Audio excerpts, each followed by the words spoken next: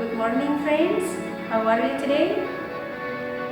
Alhamdulillah, Miss Lika fine too. Baiklah, hari ini kita akan belajar bahasa Indonesia tema 1, subtema 3 dengan pokok bahasan adalah tentang ringkasan. Sebelum kita belajar, mari kita mulai pembelajaran hari ini dengan membaca basmalah bersama-sama. Bismillahirrahmanirrahim. Baik teman-teman, silakan memperhatikan uraian materi yang telah Mas Lika persiapkan berikut ini.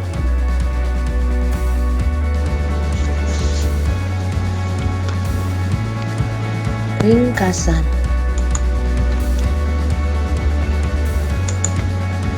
Ada yang tahu apakah itu ringkasan?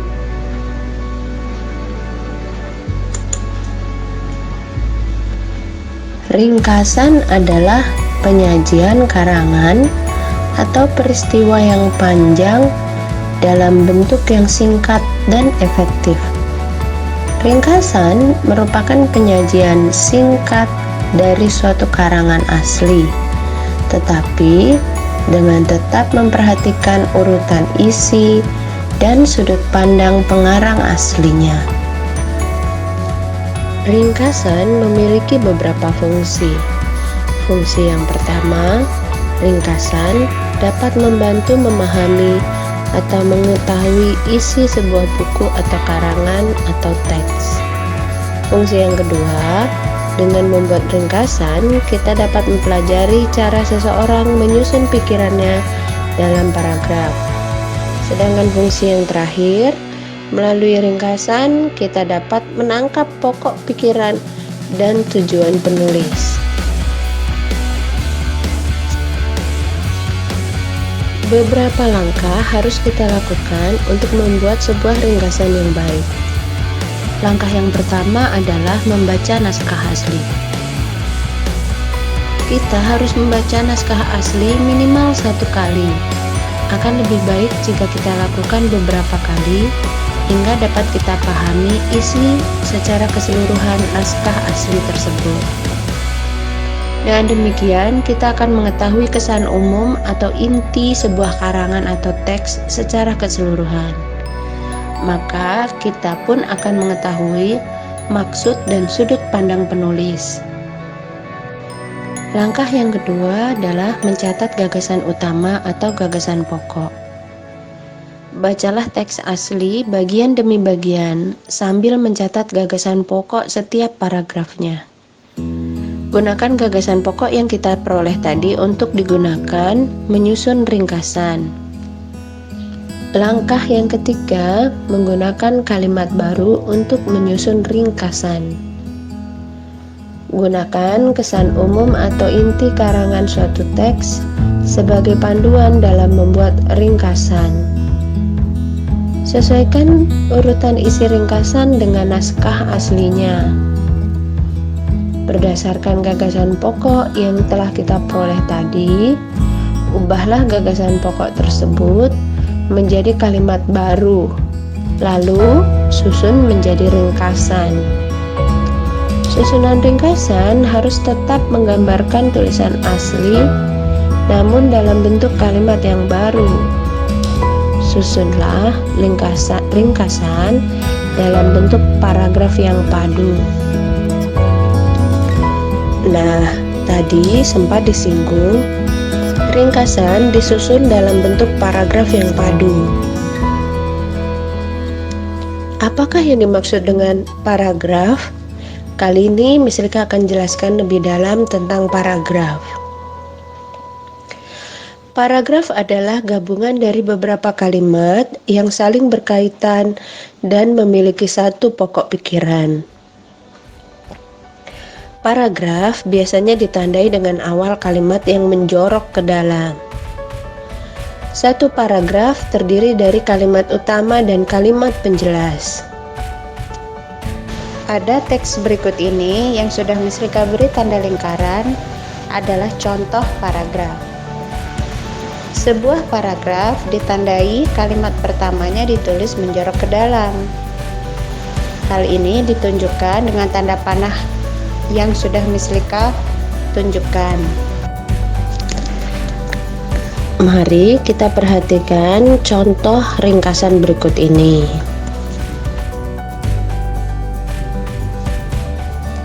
Miss Lika berikan sebuah literasi atau teks tertulis dengan judul Tari Saman. Maka langkah pertama dalam membuat sebuah ringkasan adalah baca terlebih dahulu literasi dari Tari Saman berikut dengan cermat.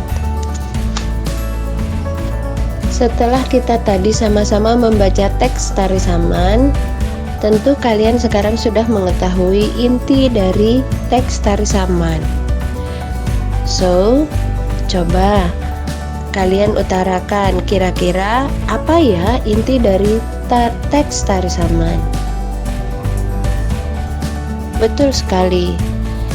Inti dari teks Tari Saman ini adalah menceritakan tentang asal muasal dari tarian tersebut. Kemudian, penari yang menarikan Tari Saman dan kapan Tari Saman tersebut ditampilkan. Langkah yang kedua adalah mencatat gagasan utama atau gagasan pokok. Mari kita lihat paragraf demi paragraf. Kita akan cari tahu gagasan pokok untuk paragraf pertama. Sebelum kita menentukan gagasan pokok, seperti yang kalian ketahui bahwa kita harus menentukan kalimat utamanya terlebih dahulu, bukan? Menurut kalian, paragraf pertama ini gagasan pokoknya ada di kalimat pertama atau kalimat terakhir ya? Betul sekali. Misalkan sudah lingkari di sini. Ternyata kalimat utama paragraf 1 itu berada di kalimat pertama, yaitu Tari Saman merupakan tarian yang berasal dari suku Aceh Gayo. Seperti biasa, yuk kita coret-coret kata-kata yang tidak diperlukan untuk mendapatkan gagasan pokok. Betul sekali. Kata-kata merupakan dan yang itu dapat dicoret. Sehingga gagasan pokok dari paragraf pertama menjadi Tari Saman berasal dari suku Aceh Gayo. Nah, kalimat-kalimat yang lain merupakan gagasan pendukung. Ternyata gagasan pendukung pada paragraf 1 terdapat 2 gagasan pendukung. Gagasan pendukung yang pertama adalah Tari Saman mencerminkan kebersamaan dan kekompakan. Sedangkan gagasan pendukung yang kedua, Tari Saman tidak menggunakan iringan musik.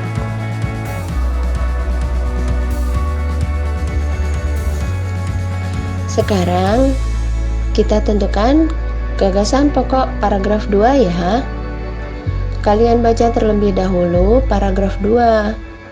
Lalu tentukan kalimat utamanya.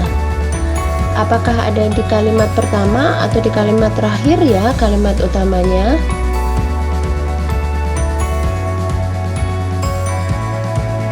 Betul sekali. Kalimat utama pada paragraf 2 ini berada di kalimat pertama, yaitu Tari Saman biasanya dimainkan oleh puluhan atau belasan penari laki-laki. Nah, kata-kata mana ya yang tidak kita perlukan pada kalimat utama? Yang Miss Lika coret berikut ini adalah kata-kata yang tidak kita perlukan, antara lain biasanya atau belasan. Nah, gagasan pokok pada paragraf 2 menjadi Tari Saman dimainkan oleh puluhan penari laki-laki. Sedangkan gagasan pendukung pada paragraf 2 ini terdapat 2 kalimat gagasan pendukung. Gagasan pendukung yang pertama, penari Tari Saman terdiri dari 8 orang penari dan 2 orang pemberi aba-aba. Gagasan pendukung kedua, Tari Saman dipimpin oleh seorang syekh. Itu tadi catatan-catatan yang bisa kita buat untuk paragraf 2. Yuk kita mulai lagi. Jadi dengan paragraf 3 kita tentukan juga gagasan pokoknya ya. Seperti biasa, kalian baca terlebih dahulu paragraf 3, lalu tentukan kalimat utamanya. Kalimat utama pada paragraf 3 ini apakah terdapat di awal kalimat atau di akhir kalimat. Setelah itu, kalian tentukan gagasan pokoknya juga ya.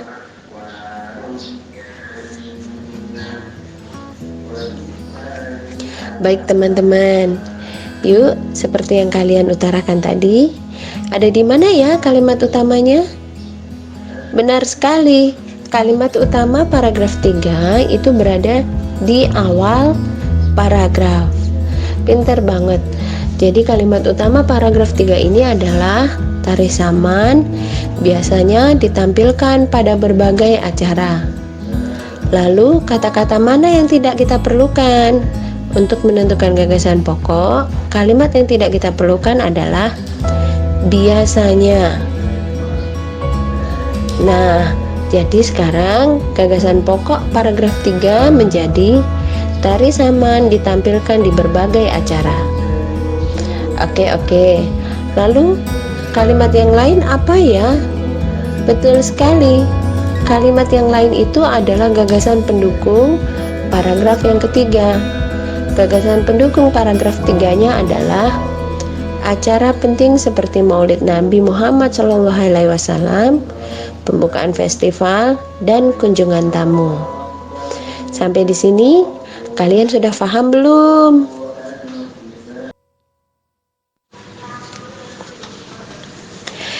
Kita lanjutkan langkah yang ketiga ya. Gunakan kalimat baru. Pada langkah yang terakhir ini, kalian akan mengubah gagasan pokok yang tadi sudah kita peroleh dengan kalimat yang baru. Contohnya, paragraf 1.